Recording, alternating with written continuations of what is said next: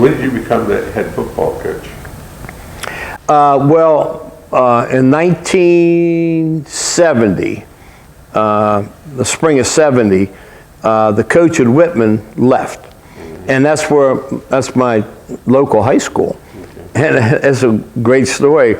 So a parent calls me up and said, a bunch of parents have gotten together. Then I coached at Little Flower. Well, some of the kids went to private schools. A lot of them went to Whitman. And the guy said, looking for a coach.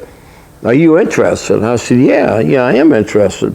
And I'd put 4 years coaching football here, and 6 years coaching Little Flowers.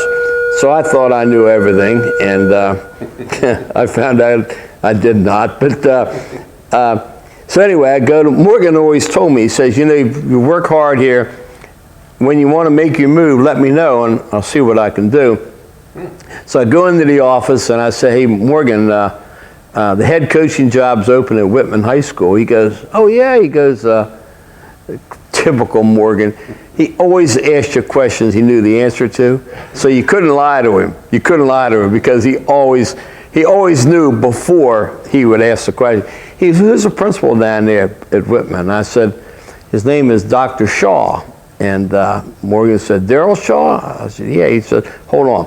He picks up the phone and he calls up Dr. Shaw at Whitman. Gets on the phone, Darryl, how you doing? And Morgan Wootten. And he said, hey, I got a real prospect for you as your football coaching job. And he knew all along that Darryl Shaw was the principal there. And I mean, anyway, long story short, I got the job, and it was difficult because I wasn't certified. I was graduated, but I wasn't graduated in education. So they gave me a contract that I had to take like 6 classes of teacher education, philosophy of education, and I did it. And but there was other people in Montgomery County that were assistant coaches that were wanting that job, and Dr. Shaw gave it to me. It was all Morgan. He did the whole thing. And anyway, caused a lot of resentment in the county, but it all worked out. Well, give Morgan a lot of credit for being broad-minded enough to look out for you instead of just to Matha, because some people in Morgan's position would go, I'm squelching that, we're going to keep you here, you know what I mean? Well, I probably wasn't that valuable, but I mean, I got to know Morgan. He was like a surrogate father, and I mean, I was not married. I lived in an apartment in Bethesda with a friend of mine. And I mean, I was at Morgan's house once a week, because, when football is over, I used to just hang around here. I didn't have anything else to do, and watch basketball practice and talk to the coaches. The coaches would sit with me while practice was going on. And that's an education in itself. Oh, my God, I mean, you'd sit there for an hour and talk to Darrell Royal, and he's there for, I forget who, maybe Aubrey Nash or one of those kind of guys, Bruce Mitchell. But, they were there, and then you go out and have dinner and beers with them, and it was something. It really was. And,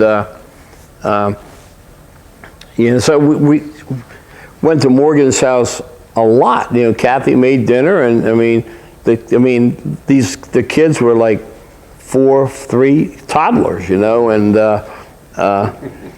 it was not Morgan's, the big house that I guess Kathy still lives here, but Morgan had a house right down the street from John Moylan, down a little bit farther down Maserat Road, over there by Maryland's golf course.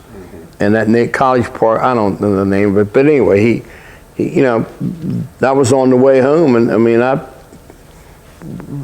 got to know him really, really well, and we used to play cards at his house, and he was the greatest entertainer. He was really fun.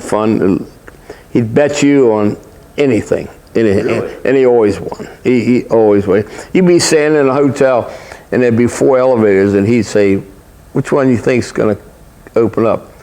And I'd say, for $1, not that one. He'd point to that one, it would open up right away. He won every single time. He was the master. he's just a competitor. You know, we used to go after practice. You know, the coaches we practiced out of Riverdale. You guys remember that? And I had to drive the bus back for all the young kids. You know, the seniors had cars and they were gone, but I had to drive the bus back to the Matha, and then do the equipment, put that away, and then get in my car and go back to the S&J.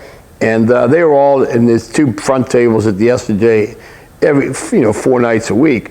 And they were, talking football. They were evaluating practices, getting what we got to do, talking football. And but I would get there an hour late because I had to do that. But anyway, after the football's over, then the Liar's Poker came out.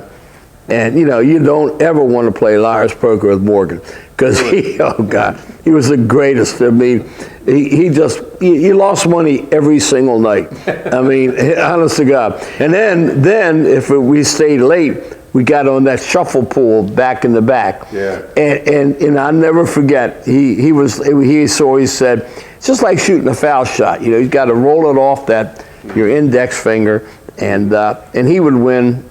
All the shuffle balls. And if you were better than him, he'd get points somehow. He'd still win the money every single time. Wow. He used to drive Joe and Harry and I crazy. But he was a classic, just an absolute classic. Yeah.